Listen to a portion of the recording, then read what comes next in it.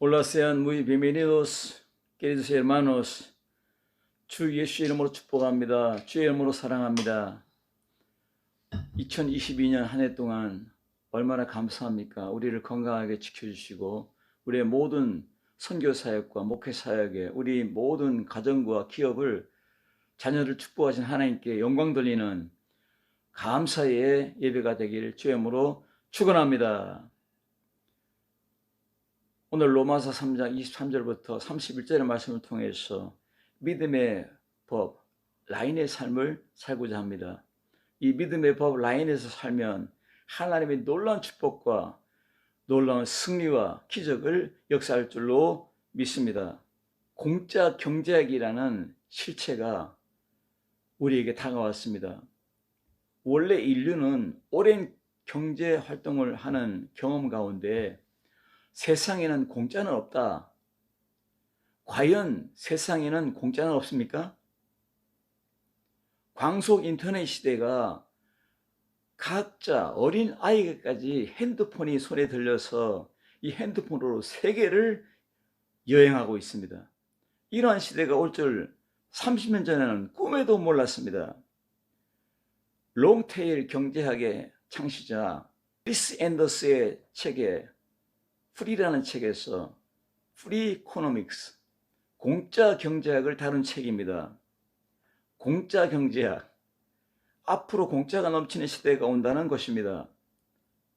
그리고 이 세계가 왔습니다. 4차 산업혁명 시대, 초광속 시대, 접속 시대, 휴대폰 초연결 시대, 인공지능, 빅데이터 시대, 가상현실의 시대가 왔습니다. 이러한 이 인공시대에 머리를 안 쓰는 시대가 온 것입니다. 공유하는 시대입니다. 접속하라입니다. 우리 하나님께서 오늘 우리에게 무한한 사랑으로, 아가페 사랑으로 공짜 경제학이 나타나듯이 공짜 영성학으로 우리에게 구원을 주었습니다.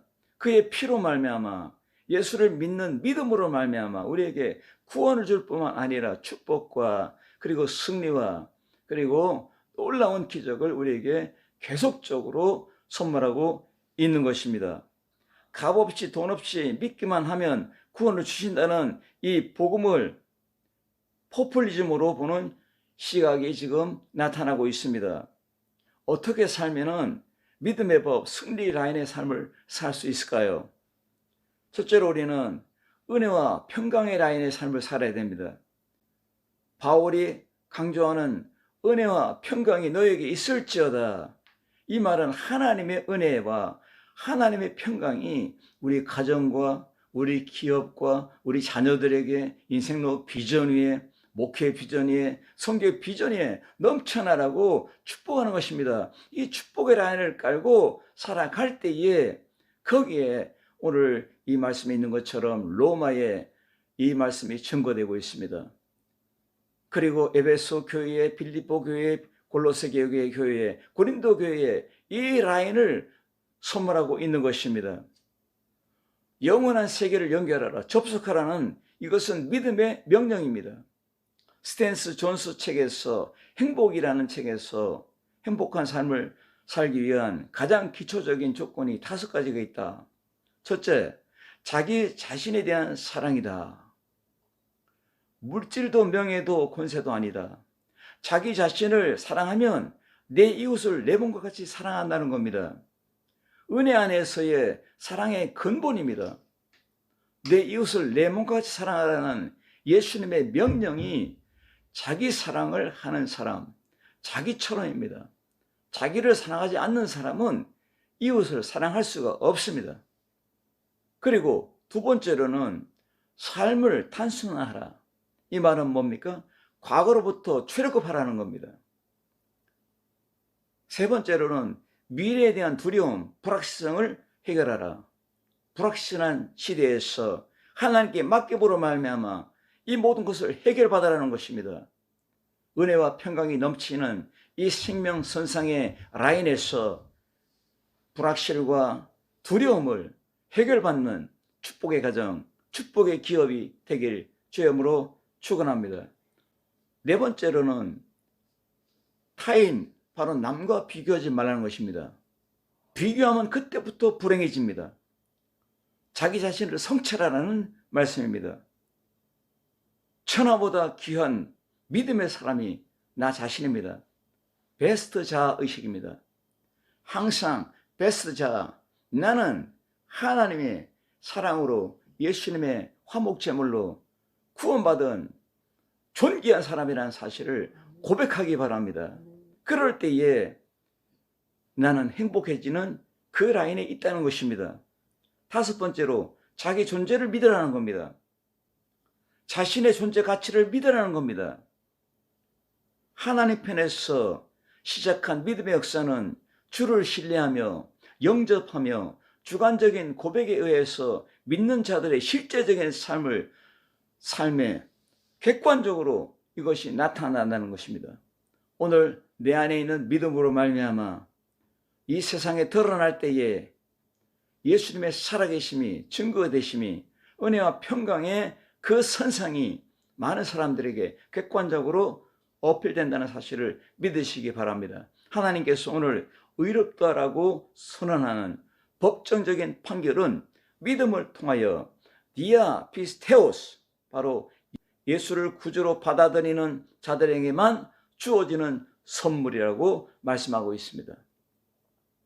하나님의 은혜와 평강이 우리를 건강하게 하기 위해서 이 자연동산에서 귀한 열매를 있게 해서 쌀과 그리고 밀가루와 그리고 모든 음식을 만드는 재료를 하나님께서 생산하게 만듭니다. 그럴 뿐만 아니라 영적인 이러한 추수를 통해서 한 해 동안 우리를 축복합니다. 지금 11월 달입니다. 1월부터 11월 달까지 놀라운 은혜가 각 가정마다, 기업마다, 자녀마다 넘칠 줄 믿습니다. 하나님께 감사가 넘치는 우리의 삶이 되길 주님의 이름으로 축원합니다. 하나님의 주권적인, 주도적인 역사로 우리는 구원을 받았습니다. 그래서 우리는 오늘 이 믿음의 역사를 가지고 우리는 또 능동적으로 살아가는 것입니다. 믿음을 통하여 디아 피스테오스, 이 말은 수동적으로 주어진 것이지만 우리의 삶 속에서 능동적인 순종으로 나타나야 된다는 것을 말씀하고 있습니다. 우리에게 축복으로, 기적으로, 우리에게 이 새 생명으로, 영원한 생명으로, 구원으로 이 전가의 의, 전가된 이 새로운 삶의 운동력이 되고 삶을 주관하는 원리가 된다는 것입니다. 무엇입니까? 하나님의 주도적인 아가페 사랑이 은혜와 평강의 라인으로 우리의 길을 가라고, 이 선상에서 살아가라고 주님이 말씀하고 있는 것입니다. 그렇기 때문에 나도 모르게 우리 가정에서, 우리 기업에서 감사, 그라시아 디오스, 그라시아스 디오스, 그라시아 디오 하고 나타나는 것입니다. 믿음으로 구원받는 것이다. 전적인 은혜입니다. 행위를 우리는 주장할 수가 없습니다.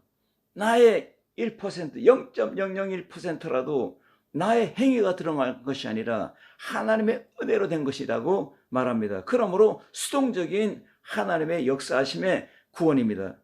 그러면 우리는 이 구원을 받아서 이제는 우리는 능동적으로 순종하는 삶을 사는데 오늘 감사하는 믿음의 선상의 라인의 승리자가 되길 주님으로 축원합니다.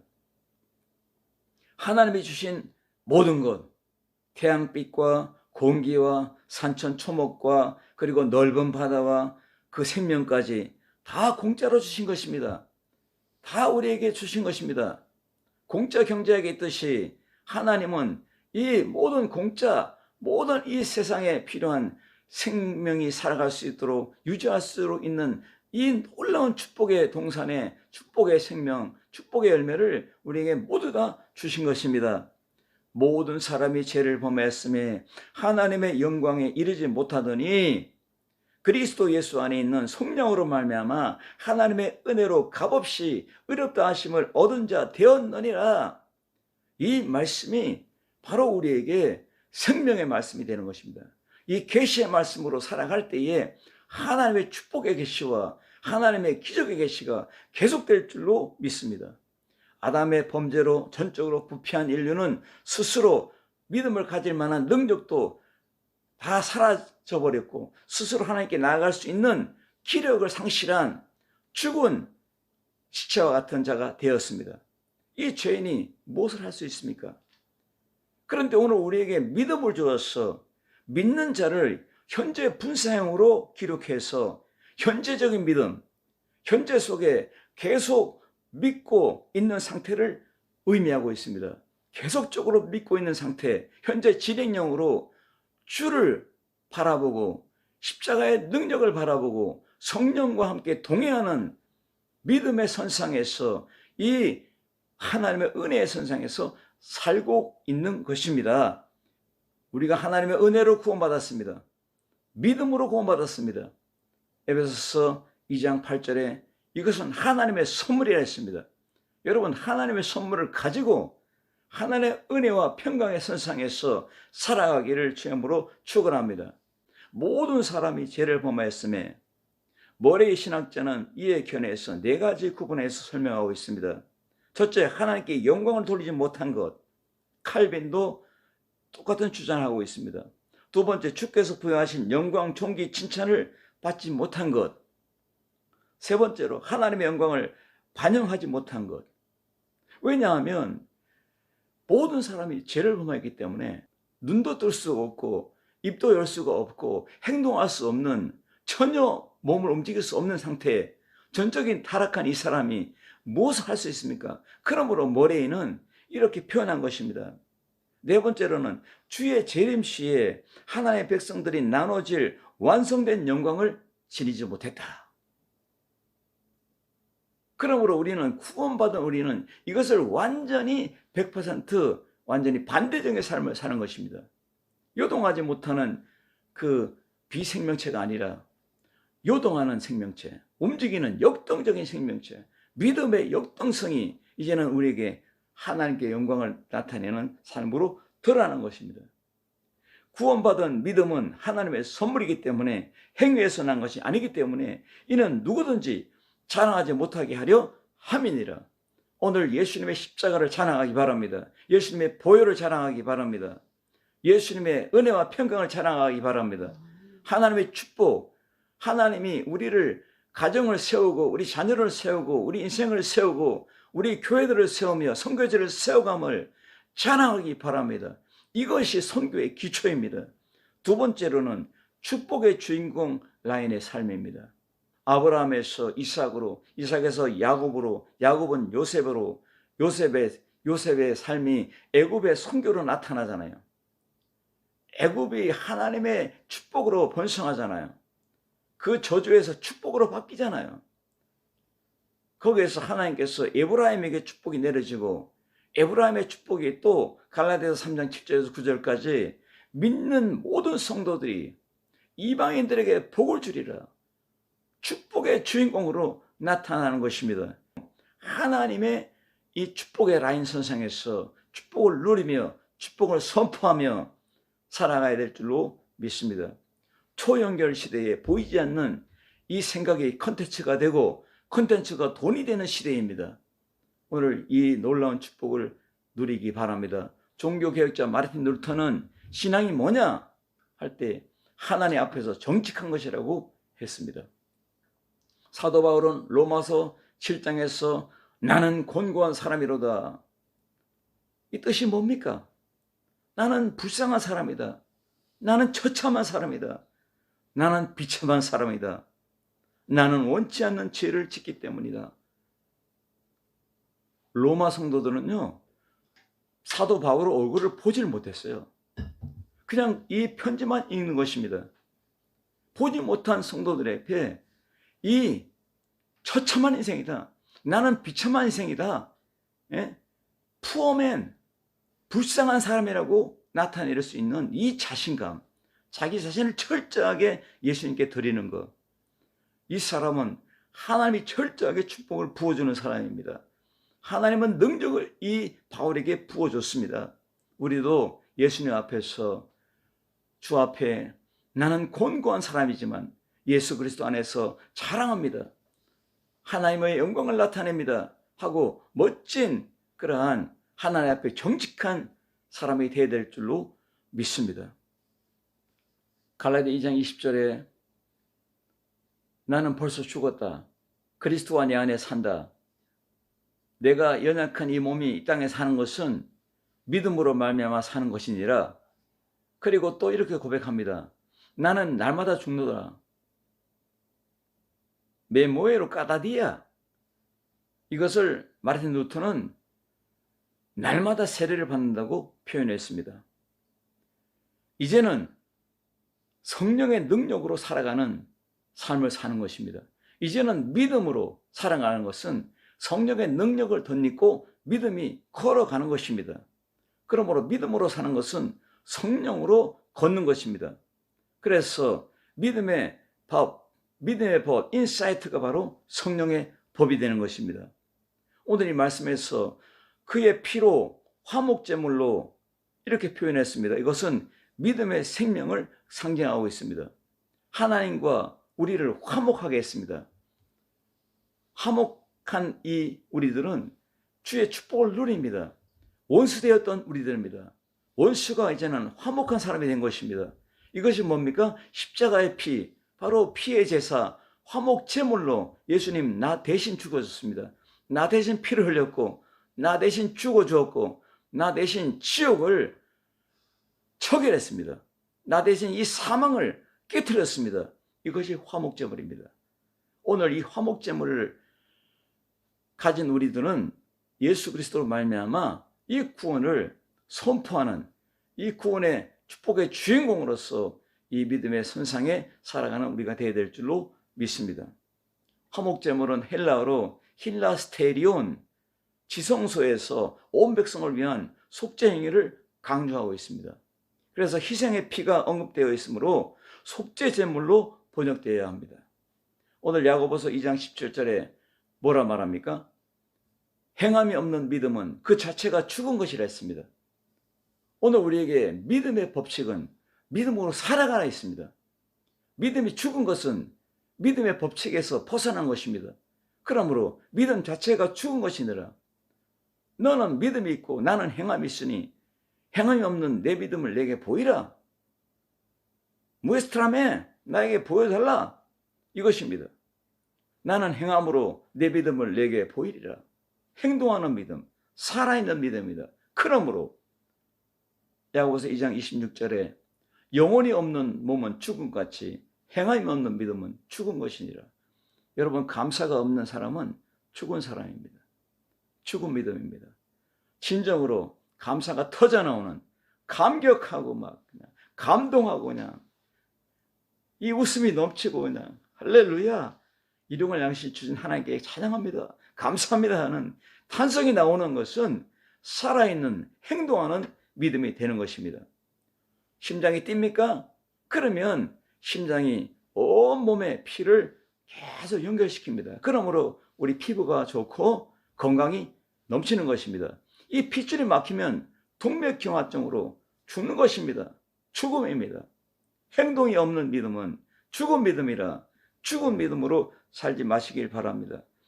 예수님의 생명이 우리에게 들어온 것입니다. 이 생명이 들어왔어, 일어났어, 이제는 성령으로 걸어가는 것입니다. 축복의 주인공으로 이 선상에서 걸어가는 것입니다. 그러므로 의롭다함을 받은 자 되었다. 수동적 의미를 강조하고 있지만 바울은 이 수동형과 능동형을 사용해서 우리 자신이나 우리 어떠한 행위로도 영향을 미칠 수 없는 하나님의 절대적인 주권적인 은혜를 대조시킴으로써 주의 구속을 통한 구원의 영광을 부각시키고 있습니다.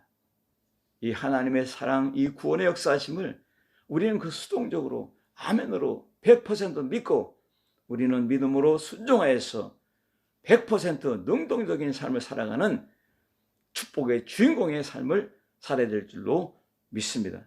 세 번째로는 성령의 라인의 삶입니다. 베드로전서 2장 9절에 너희는 왕같은 제사장이요 거룩한 나라요 택하신 족속이요 그의 소유된 백성이니 이는 너희를 어두운 데서 불러내어 그의 기이한 빛에 들어가게 하신 자의 아름다운 덕을 선전하게 하려 함이니라. 즉 뭐를 말합니까? 우리의 미션을 말합니다. 내 가정, 내 자녀에게, 내 이웃에게, 이 나라, 이 민족에게, 그리고 세계, 전 세계에게, 아메리카에, 아프리카에, 유럽에, 아시아에 선전한다. 선교를 말하고 있습니다. 즉 믿음으로 살아난 우리들은 믿음의 행동으로 말미암아, 순종으로 말미암아 우리 한국을 살리고 전 세계를 살리는 동역자가 된다는 것입니다. 선교의 사람이 된다는 것을 말하고 있는 것입니다. 그러므로 오늘 아브라함을 거론하고 있는 것입니다. 믿음으로 우리는 택한 족속이고 왕같은 제사장이라고 말하고 있는 것입니다. 믿음을 케어하는 성령님, 성령이 성도들을 견인하고 있습니다. 오늘 믿음의 법으로 세계를 연결하고 있습니다. 세계의 선교 병력을 내리고 있는 것입니다.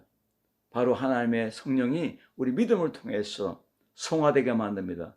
하나님의 형상 회복이 나타납니다. 성령 충만으로 예수님의 성품이 드러나게 해줍니다. 진정한 감사는 여기에 나타나는 것입니다. 하나님의 형상 속성의 4가지를 분석해 나타납니다. 첫째, 거룩함입니다. 홀리데이, 거룩한 날이 될 줄로 믿습니다. 두 번째는 하나님의 지혜입니다. 지식은 과거에 관한 것을 말하지만 지혜는 미래에 관한 것을 말하고 있습니다. 그러므로 미래지향적인 성도가 되어야 될 줄로 믿습니다. 그리고 세 번째는 사랑입니다. 하나님의 사랑을 알고 깨닫고 그리고 사랑을 실천해서 열매를 맺는 하나님의 사람이 되어야 됩니다. 아가페의 사랑은 십자가로 그리고 부활로 성령의 불같은 역사로 러브아웃으로 우리를 만지고 있습니다. 우리를 케어하고 있습니다. 이것이 바로 성도의 견인입니다. 우리를 지금 예수님께로 하나님에게로 인도하고 있는 분이 누굽니까? 바로 성령의 역사입니다. 믿음의 법칙은 바로 성령의 법칙으로 열매를 맺는 것입니다. 네 번째로 다스림이라고 했습니다. 다스림, 자율성은 인간의 기본적인 속성입니다. 인간의 존엄성입니다. 너 화났지? 너 분하지? 분을 행동하지 말라는 것입니다. 가인이 분노함으로 말미암아 동생을 죽였습니다. 이것이 뭡니까? 다스림을 못한 불행한 결과입니다. 고린도전서 12장 3절에 하나님의 영으로 말하는 자는 누구든지 예수를 저주할 자를 하지 않고 또 성령으로 아니하고는 누구든지 예수를 주라 할 수 없느니라 이렇게 말씀하고 있습니다.